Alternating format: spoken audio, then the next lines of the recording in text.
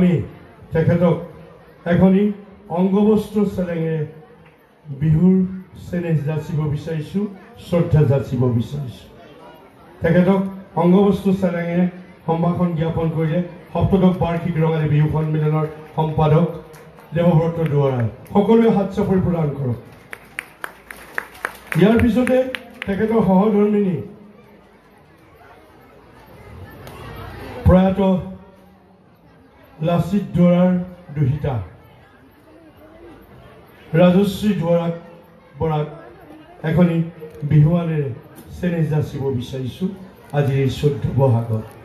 তেখেতক সেই বিহুৱানখনি প্ৰদান কৰিব সপ্তদশ বাৰ্ষিক ৰঙালী বিহু সন্মিলনৰ সাংস্কৃতিক সম্পাদক অৰুণজ্যোতি হাজৰিকা। ধন্যবাদ। আমি দুয়োৰে সাংসাৰিক জীৱন উত্তৰোত্তৰ কামনা কৰিছোঁ। আগন্তুক বৰ্ষটি অসমীয়া নৱবৰ্ষ সুখ শান্তি সমৃদ্ধি কামনা কৰিছোঁ আৰু তেখেতসকলক আমি